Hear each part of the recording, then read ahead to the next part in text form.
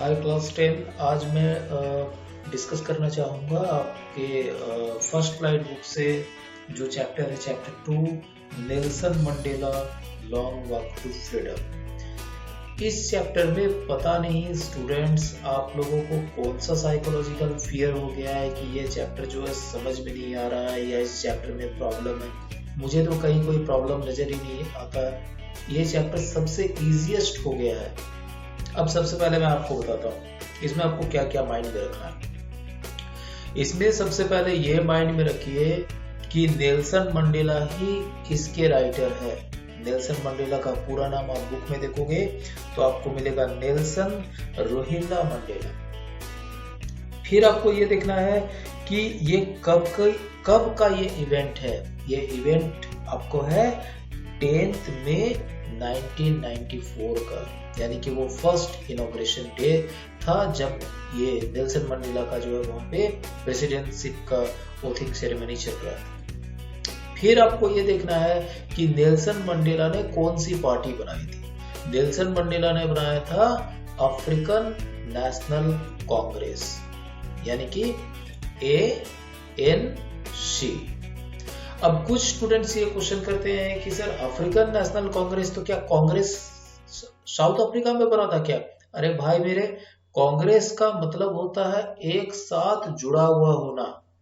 कांग्रेस का मतलब ये नहीं कि वो राहुल गांधी और सोनिया गांधी की पार्टी कांग्रेस नहीं। कांग्रेस का मतलब ही होता है एक साथ जुड़ा हुआ होना।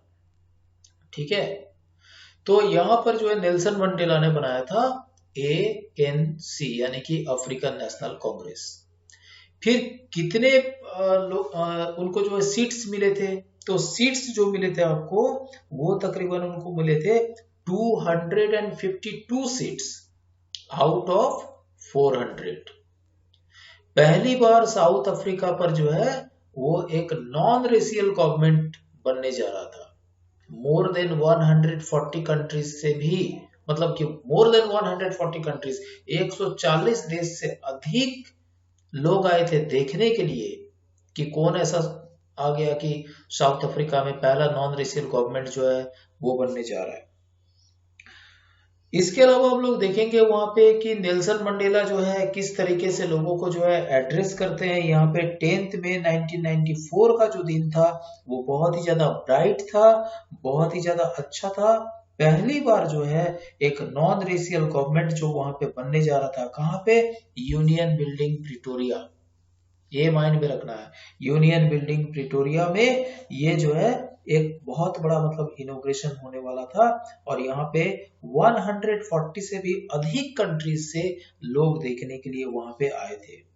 अब जो है आपको माइंड में रखना होगा कि वहां पे 2 वाइस प्रेसिडेंट का वहां पे सबसे पहले मतलब उनको बुलाया गया था आपको स्वर्ण के लिए, मतलब कि ओथिंग के लिए, जिसमें से आपको जो है सबसे पहले किनको बुलाया गया था? सेकेंड वाइस प्रेसिडेंट के लिए। सेकेंड वाइस प्रेसिडेंट के लिए किनको बुलाया गया था? मिस्टर डी क्लार्क को। और फर्स्ट वाइस प्रेसिडेंट के लिए किनको बुलाया गया था? थाबो मबेकी को। और उसके बाद किनको बुलाया गया? उनके बाद फिर प्रेसिडेंटशिप स्वर्ण के लिए किसको बुलाया गया? नेल्सन मंडेला को बुलाया गया। नेल्सन मंडेला के साथ उनकी बेटी थी जिनका नाम जेनानी था। ठीक है, ये माइंड में रखना, छोटी छोटी बातें ये आपको काफी हेल्प करने वाला है। नेल्सन मंडेला ने अपनी स्पीच में ये कहा कि किस प्रकार साउथ अफ्रीका कुछ ही डेकेड्स का मतलब होता है 10 इयर्स का टाइम, कुछ ही डेकेड्स पहले जो है ये व्हाइट पीपल के हाथों गुलाम हुआ करता था। और आज जो है उनको क्या मिला है? आज उनको फ्रीडम मिल गया है। और यहाँ पे उन्होंने मतलब कि ये सारी बातें कही कि आज जो एक गुलाम देश था, आज वो बाकी सभी जो कंट्रीज है उनका वो होस्ट बन चुका है। सभी को जो है वहां पर जो है वो मतलब स्वागत कर रहा है। और उन्होंने ये भी कहा कि यहाँ पे जो एक रेसियलिज्म जो होता है उसके ऊपर ये जीत हासिल हुआ है। और ये जीत हासिल जो है सिर्फ एक कॉमन जीत नहीं है, ये जीत है जस्टिस का, यानी कि न्याय का। ये जस्टिस का जीत है, ये पीस यानी कि शांति की जीत है, ये जो है ये ह्यूमन डिग्निटी यानी मानवीय गरिमा की जीत है। अगर पॉलिटिकल वे में देखा जाए तब तो बहुत बड़ी जीत थी।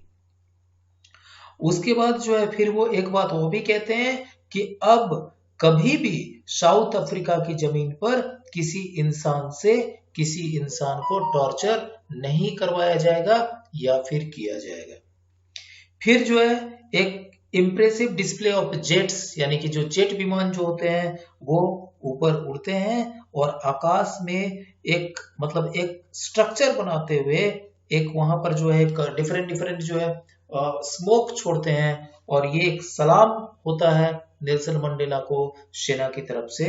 और उसके बाद वहां पे 2 नेशनल एंथम्स जो है 2 राष्ट्रीय गान वहां पर जो है गाए जाते हैं। नेल्सन मंडेला जो है हिस्ट्री की बातें भी वहां पे बताता है। नेल्सन मंडेला वहां पे बताते हैं कि एंग्लो वॉर लड़ाई के कुछ सालों के बाद साउथ अफ्रीका में अपाराथे मैं फिर से बता देता हूं एक बार।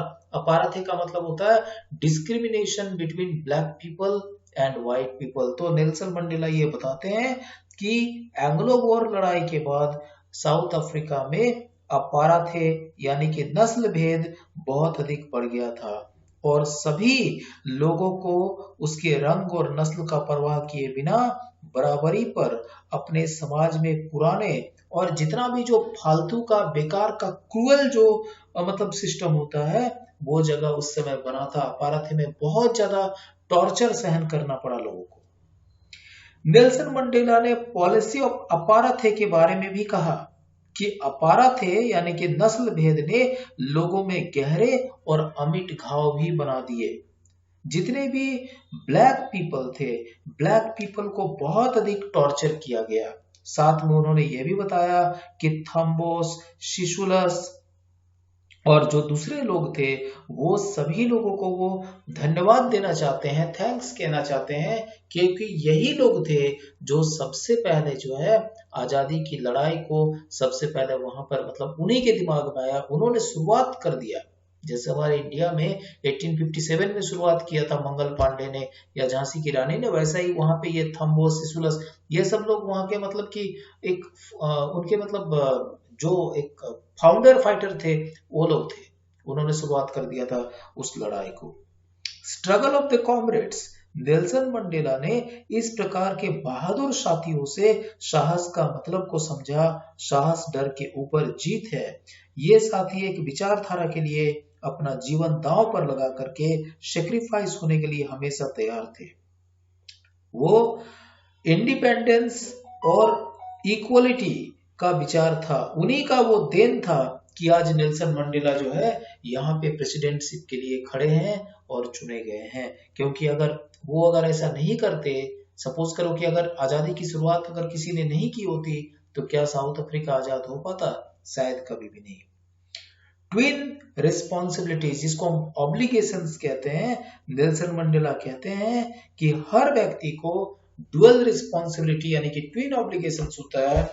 एक रिस्पॉन्सिबिलिटी उसका होता है अपने फैमिली के लिए और एक होता है अपने कंट्री के लिए। साउथ अफ्रीका में जितने भी ब्लैक पीपल थे उन्होंने अपने फैमिली के रिस्पॉन्सिबिलिटी को लगभग गिव अप कर दिया था।